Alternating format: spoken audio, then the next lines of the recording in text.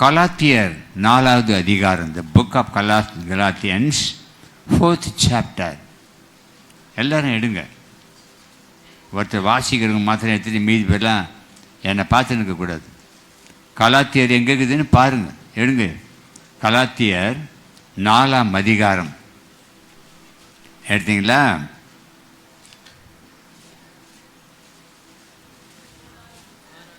இரண்டாவது வசனத்திலிருந்து படிங்க. தகப்பன் குறித்த காலம் வரைக்கும், தகப்பன் குறித்த காலம் வரைக்கும் அவன் காரியக்காரருக்கும் வீட்டு விசாரணைக்காரருக்கும் கீழ்ப்பட்டிருக்கிறான். அப்படியே நாமும் சிறு பிள்ளைகளாக இருந்த காலத்தில் இவ்வுலகத்தின் வழிபாடுகளுக்கு அடிமைப்பட்டவர்களாய் இருந்தோம். ஒத்துக்கிறீங்களா? நம்ம சிறு பிள்ளைகளாக இருக்கும் பொழுது இந்த உலகத்தின் இந்த உலகத்தின் வழிபாடு இந்த உலகத்தின் வழிபாடுகளுக்கு நீங்க அடிமைப்பட்டிருந்தோம். என்னவா சொல்லுங்க? அடிமைப்பட்டவர்களாக இருந்தோம். வெளியே வர முடியல அதுலேருந்து. அது சிறு வயசு, அப்பா அம்மா கூட இருக்கிற வயசு. அப்போ நம்ம அடிமையாக இருந்தோம். எதுக்கு? இவ்வுலகத்தின் வழிபாடுகளுக்கு. இந்த உலகத்தில் இருக்கிற வழிபாடுகள் அருமையாக இருந்தோம். எப்போ இருந்தோம்? முந்தின காலத்தில், சென்ற வாழ்நாட் காலத்தில் அப்படி இருந்தோம். அடுத்து படிங்க. நாம் புத்திர சுவிகாரத்தை அடையும்படி நியாயப்பிரமாணத்துக்கு கீழ்ப்பட்டவர்களை மீட்டு கொள்ளத்தக்கதாக, புத்திர சுவிகாரம் அடைவதற்கு நியாயப்பிரமாணத்தை நம்பி இருந்தாங்க ஜனங்க. நியாயப்பிரமாணத்தினால புத்திர சுவிகாரம் அடைய முடியாது. அவர்களை மீட்டு கொள்வதற்கு காலம் நிறைவேறின போது ஸ்திரீனிடத்தில் பிறந்தவரும் நியாய பிரமாணத்திற்கு கீழானவருமாகிய தம்முடைய குமாரனை தேவன் அனுப்பினார். கைகளை தட்டி கர்த்தரை மகிமைப்படுத்துவோம். தம்முடைய குமாரனாகிய இயேசுவை இந்த உலகத்திற்கு அனுப்பினார். தேவனுடைய அன்பு எவ்வளவு பெரியது பாருங்க. தம்முடைய குமாரனாகிய இயேசுவை இந்த உலகத்திற்கு என்னத்துக்கு அனுப்பினார்னா, நம்ம எல்லாருக்கும் ஒரு பவர், அதிகாரம். என்னது? புத்திர சுவிகாரம் என்ற பவர். அப்பா, தகப்பன் என்ற அதிகாரம் நீங்கள் பெற்றுக்கொள்ள வேண்டும் என்று தேவன் விரும்பி தம்முடைய சொந்த குமாரனையே அனுப்பினார். அதனால தான் யோவான் இதை அறிந்து அவர் நாமத்தின் மேல் விசுவாசம் உள்ளவர்களாய் இயேசுவை ஏற்றுக்கொண்டவர்கள் எத்தனை பேர்களோ அத்தனை பேர்களும் தேவனுடைய பிள்ளைகளாகும்படிக்கு அவர்களுக்கு அதிகாரம் கொடுத்தார்.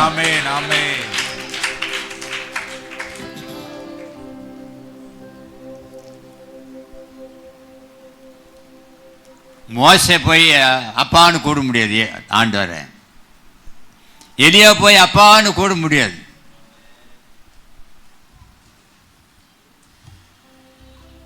ஆபிரகாம் போய் அப்பான்னு கூட முடியாது. யாரும் கூட முடியாதுங்க. நமக்கு அந்த ஒரு என்ன சொல்றது, அதை விவரிக்கவே முடியாது. அந்த ஒரு பெரிய பாக்கியத்தை நமக்கு கொடுக்க வேண்டும் என்று பிதாவாகிய தேவன் தீர்மானித்து தம்முடைய குமாரனை உலகத்தில் அனுப்புகிறார். Praise the Lord. Hallelujah. Hallelujah.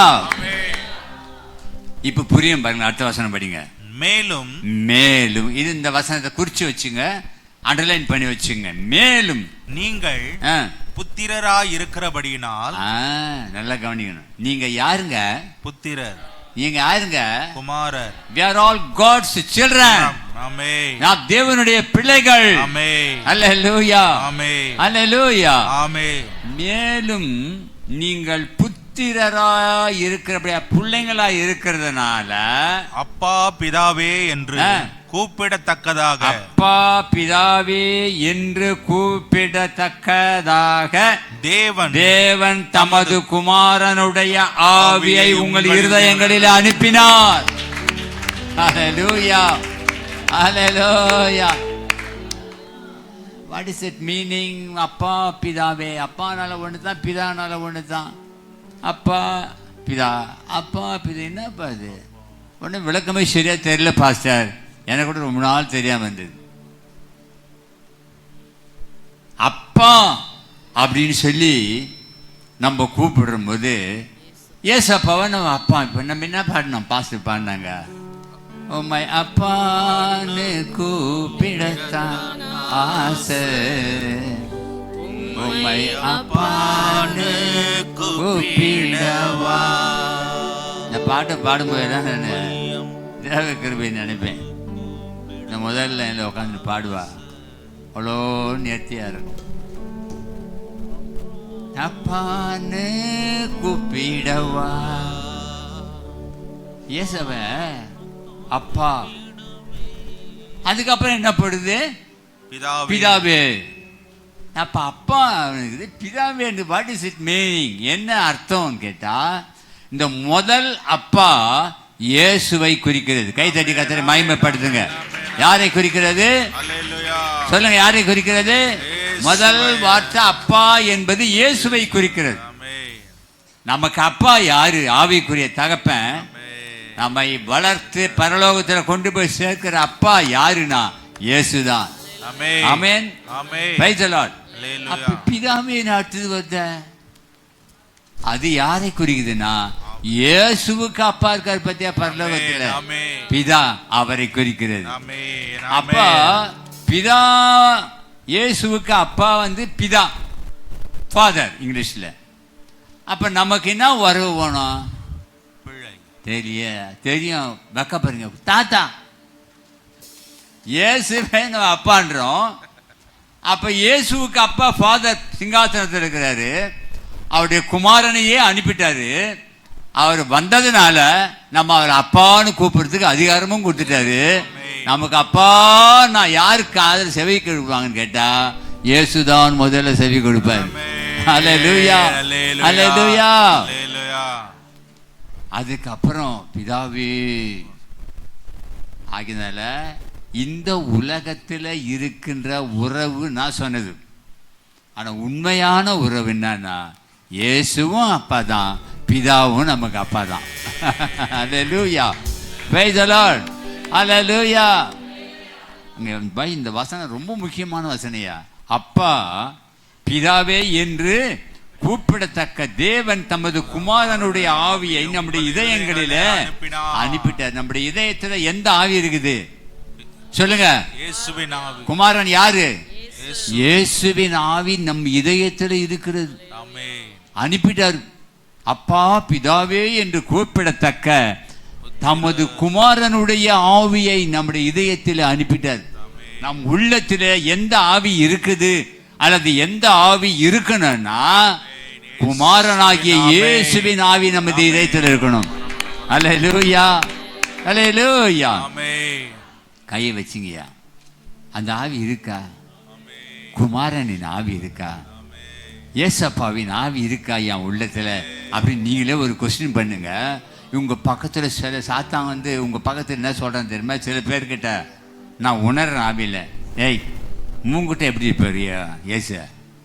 உங்ககிட்ட இருப்பாரா அப்படின்னு பக்கத்தில் சைடில் வந்து ரகசியமாக பேசுவான். நீ என்ன தப்பு பண்ணிட்டு வந்துக்கிற? இப்போ உக்காந்து யோகிய மாதிரி இயேசு வந்து அப்பான்னு கூப்பிடுறியா அவரை?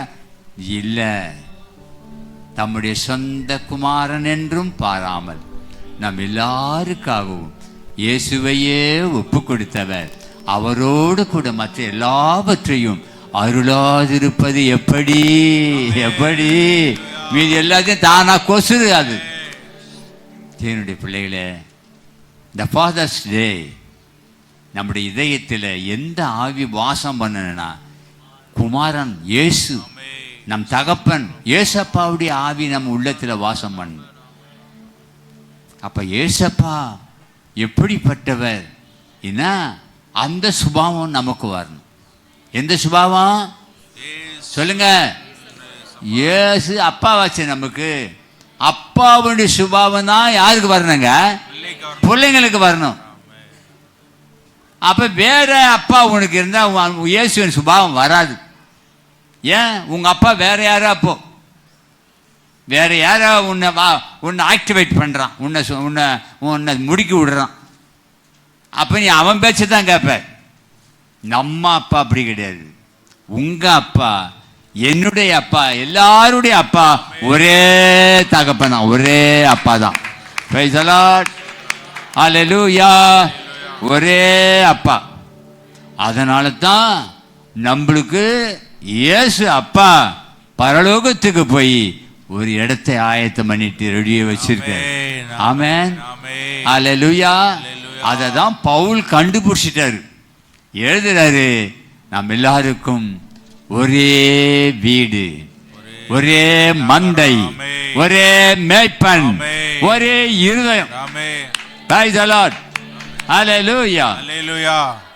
விசுவாசிகளாகிய திரளான கூட்டத்தார், one heart, one soul. English literature படிச்சுங்க, கொஞ்சம் சொல்லுங்க, எனக்கு டவுட் ஆகுது. என்ன டவுட்டுன்னா, தமிழ்ல ஒரே அப்படின்னு போட்டுக்குது, இங்கிலீஷ் என்ன பண்ணிக்குது? என்ன சொல்லுங்க, இங்கிலீஷ் தெரியும் சொல்லு, என்ன போட்டுக்குது? ஒன். ஒன்னு என்னது? ஒரு, ஒன்னு, ஒரு, அவ்வளவுதான். ஆனா தமிழ் என்ன போட்டுக்குது? ஒரே. அது ரே இழுத்துன்னு போகுது. Only one. ஒரே தகப்பன், ஒரே வீடு, ஒரே மந்தை, ஒரே மேய்ப்பன்.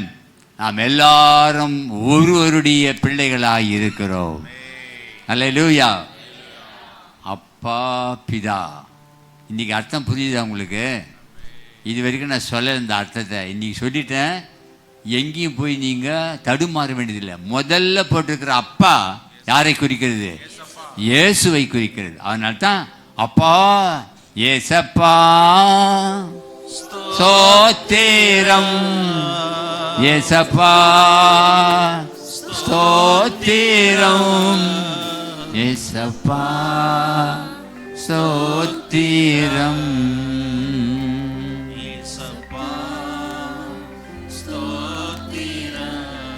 ரெண்டாவது பிதாவே இருக்குத, அது பிதாவாகிய தேவனை குறிக்கிறது, இயேசுவின் பிதா.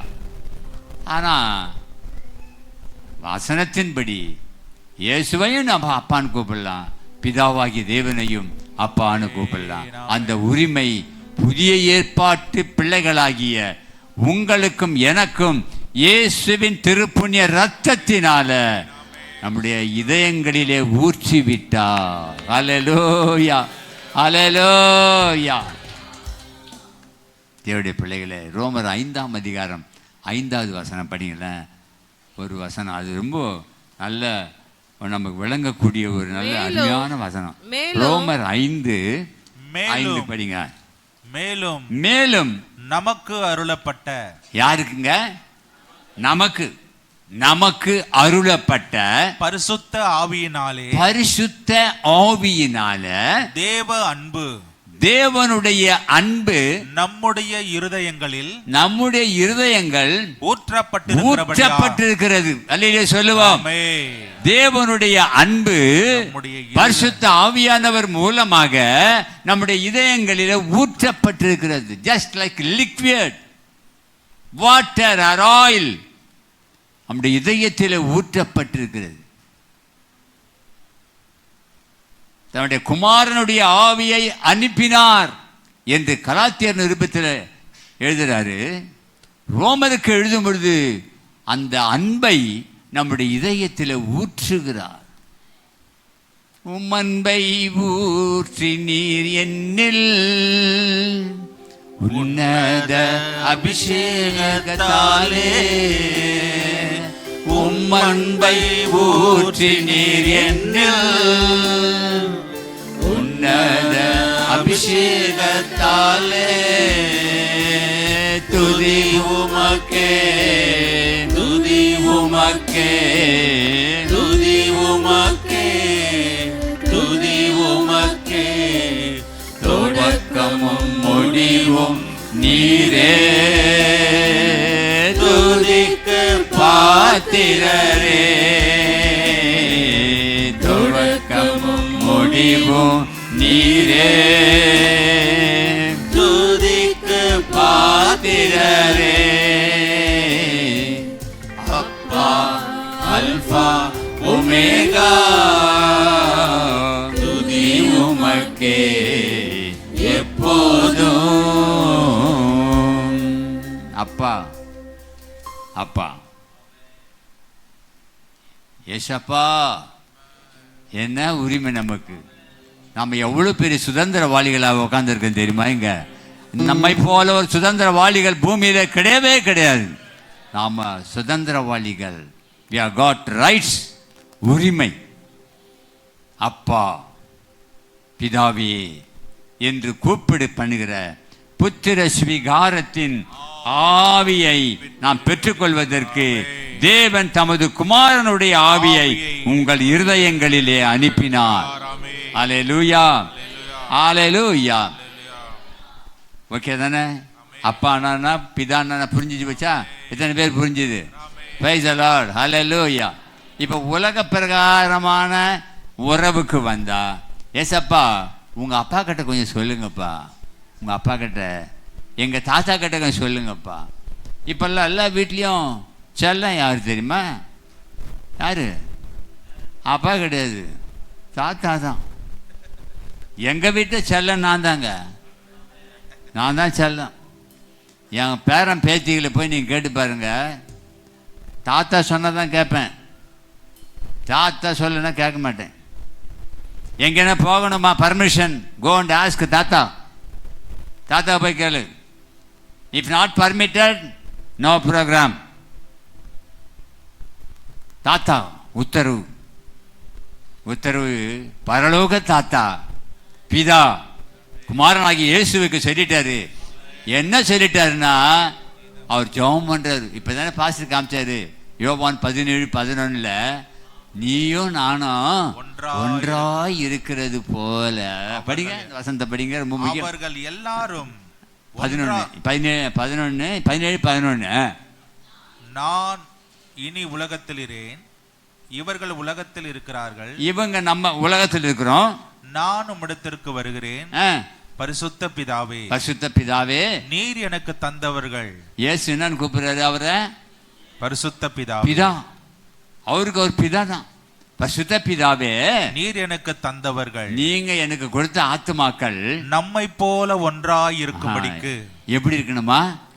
நம்மை போல ஒன்றாய் இருக்கும்படி நீர் அவர்களை உம்முடைய நாமத்தினாலே காத்துக்கொள்ளும். உம்முடைய நாமத்தினாலே அவர்களை காத்துக்கொள்ளும். ஆமென், காத்துக்கொள்ளும். ஆமென். அவங்க எப்படி இருக்கணும்னா, நீங்களும் நானும் எப்படி இருக்கிறோம்? ஒன்னா இருக்கிறோம். ஒன்னஸ், ஒரு மனம், ஒற்றுமை, ஏக சிந்தை. அதுதான் நேற்றைக்கு ரொம்ப ஆவியானவர் ரொம்ப உறுதிப்படுத்திட்டார்.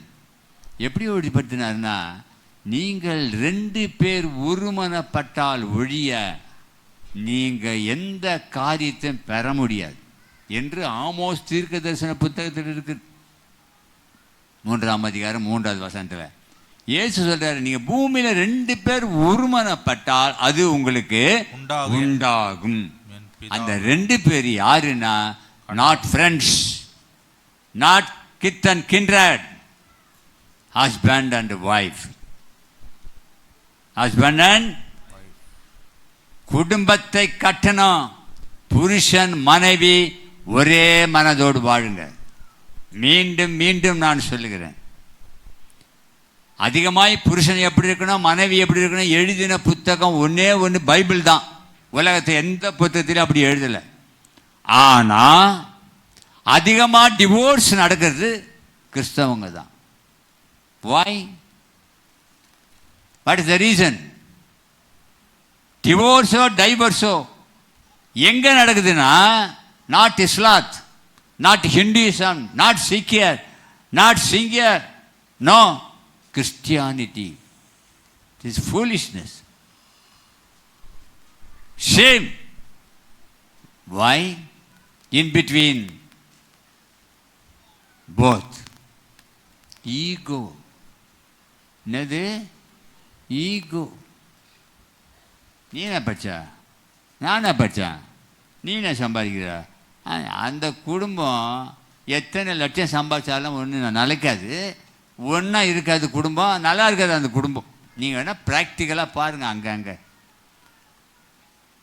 நான்ப்பா பையன் பொண்ணு எங்கே பார்க்குறான், ஒருத்தன் ஆஸ்திரேலியா இருக்கிறான், ஒருத்தன் அமெரிக்காவில் இருக்கிறான். பாஸ்டர், இன்னும் நீ எப்படி இருக்கிற தாயே, உன்னை யாரு கவனிக்கிறது? என்னை கொண்டு போய் அநாதாசிரமத்தை சேருனானுங்க. போங்கடா வேலையை பார்த்துக்கிட்டு.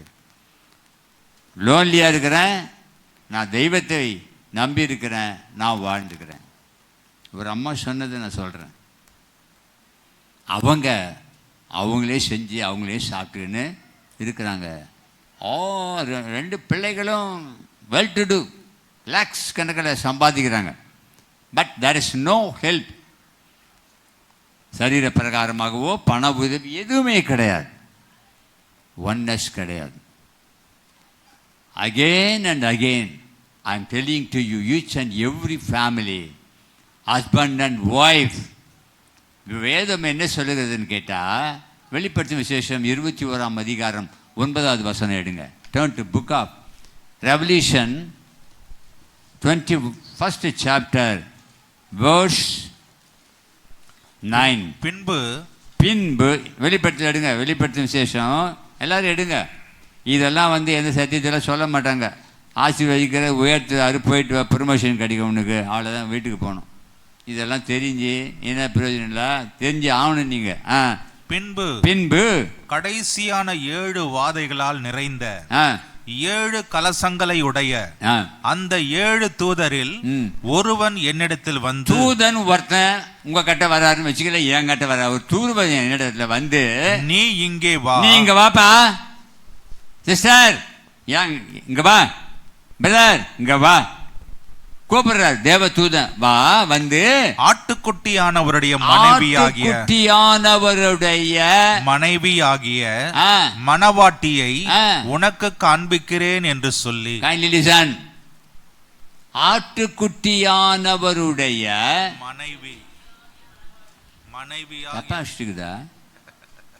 மனைவியாகிய மணவாட்டி. மனைவினா கல்யாணம் ஆனவோ, மணவாட்டினா கல்யாணம் ஆக போகிறவோ, இன்னும் கல்யாணம் ஆகலை, தான் மணவாட்டி. ஏன் இப்படி இருக்குது பைபிள்னா, பூலோகத்தில் நாம மனைவியாய் புருஷனாய் வாழ்கிறோம். ஆட்டுக்குட்டி ஆனவருக்கு சொந்தமாக மனைவியாய் புருஷனாய் இருக்கிறோம். இந்த உலகத்தை விட்டு நாம அப்பாவிடத்துல போகும் பொழுது அந்த புருஷன் மனைவி மணவாளனாக மணவாட்டியாக போய் சேர்றாங்க. எத்தனை பேர் புரிஞ்சுது நான் சொன்னது? ஹல்லேலூயா. மணவாளன் மணவாட்டி, மனைவி புருஷன். இங்கத்தான் மனைவி புருஷன் கண்களை மூடின பிறகு அப்பாவுடைய சமூகத்தில் போனா நீ மணவாளன் மணவாட்டி. எல்லாரும் சேர்ந்து மணவாட்டிகளாய் நாம் அங்கே தேவ சமூகத்தில் போவோம். மணவாளன் ஆகிய இயேசு அங்கே உட்கார்ந்து ஆளுகை செய்வதற்கு நம்மை அழைக்கிறார். ஹல்லேலூயா. எனது மணவாளனே, என் இதய ஏக்கமே, இனியவரே இயேசையா, உம்மைத்தான் தேடுகிறேன், நான் உம்மைத்தான் நேசிக்கிறேன். எனது மணவாளனே. எத்தனை பேருக்கு ஏசாவை பார்க்கணும்னு ஆசை இருக்குது? ஏசாவை பார்க்குறீங்களா? Praise the Lord. அதில் தூக்கம் பார்க்க மாட்டேங்குது. மீதி இருக்கிற மாணவா ஏசப்பாவா? ஏசப்பாவை பார்க்கணும். ஹல்லேலூயா. உம் முகம் பார்க்கணுமே, உம் அழகை ரசிக்கணுமே, உம் முகம் பார்க்கணுமே, உம் அழகை ரசிக்கணுமே, உம் பாதம் அமரணும்.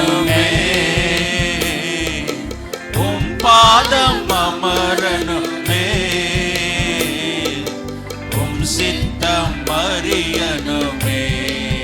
ஆமென். உம் சித்தம் அறியணுமே. கரங்களை உயர்த்தி எனது மணவாளனே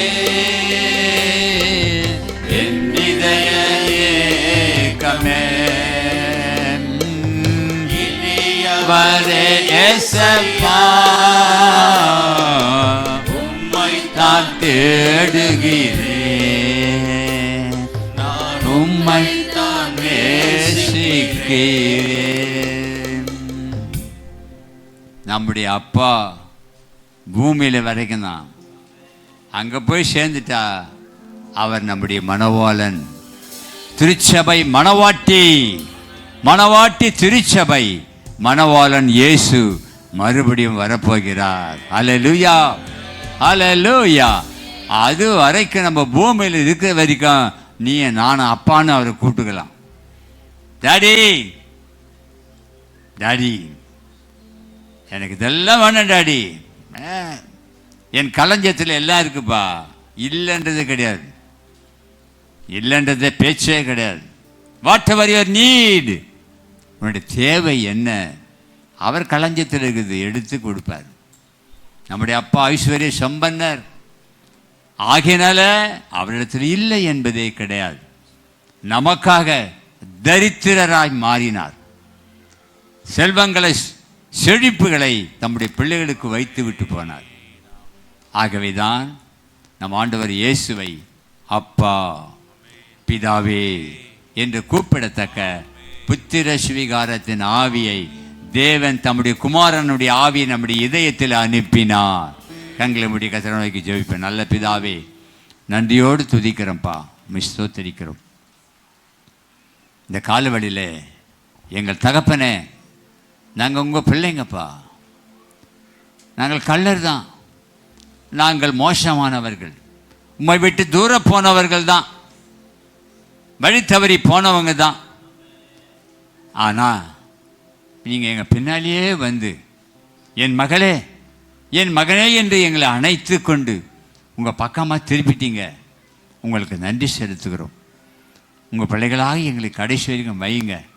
உம்மை விட்டு நாங்கள் பிரிந்து போகக்கூடாது, வெளியே போகக்கூடாது. கர்த்தர் அப்படி நடத்த முடியாது ஜெபிக்கிறேன். இந்த பிள்ளைகளை யாவரையும் நீங்கள் தகப்பனாக இருந்து அப்பாவாக இருந்து இது வரைக்கும் நடத்துனீங்க, இனிமேலும் நடத்துங்க. பிள்ளைகளுக்கு வேண்டியதை நீங்கள் பார்த்துக்குங்க. நீங்கள் எல்லாத்தையும் பார்த்துக்குவீங்கன்ற நம்பிக்கை எங்களுக்கு உண்டு. ஆகிய இந்த பிள்ளைகள் ஜெபித்தாலும் ஜெபிக்க மறந்தாலும் அவங்களுக்கு என்ன தேவை என்பதை நீங்கள் பூர்த்தி பண்ணிடுவீங்க அப்படின்னு உங்களை தான் நம்பியிருக்கிறாங்க. நீங்கள் அவங்களுக்கு வாய்க்க செய்யும் ஆசீர்வதியும் கிருபைகளாய் மூடி மறைத்துக் கொள்ளும். இயேசுவின் நாமத்தில் வேண்டுகிறோம் ஜீவனுள்ள நல்ல பிதாவே, ஆமென். என் ஆத்மாவே கர்த்தரை ஸ்தோத்திரி, முழு உள்ளமே அப்படி பரிசுத்த நாமத்தை ஸ்தோத்திரி. என் ஆத்மாவே கர்த்தரை ஸ்தோத்திரி, கர்த்தர் செய்த சகல உபகாரங்களையும் மறவாதே. அவர் உன் அக்கிரமங்களெல்லாம் மன்னித்து உன் நோய்களெல்லாம் குணமாக்கி உன் பிராணனை அழிவு கொலைக்கு மீட்டு உன்னை கிருபையினாலும் இரக்கத்தினாலும் முடிசூட்டி நன்மையினால் உன் வாயை திருப்தியாக்குகிறார். கழுகுக்கு சமானமாய் வயது திரும்ப வாழ வயது போலாகிறது. ஆமென். நம்முடைய கர்த்தராகிய இயேசு கிறிஸ்துவினுடைய கிருபை, பிதாவாகிய தேவனுடைய அன்பு, பரிசுத்த ஆவியானுடைய ஐக்கியம், சிநேகம் நம் அனைவரோடும் உலகம் எங்கிலும் உள்ள சகல பரிசுத்தவான்களோடும் கர்த்தருடைய வருகை மட்டும் தங்கியிருப்பீராக. ஆமென். அல்லேலூயா. உட்காருங்க, அறிவிப்பு சொல்லிடுறேன்.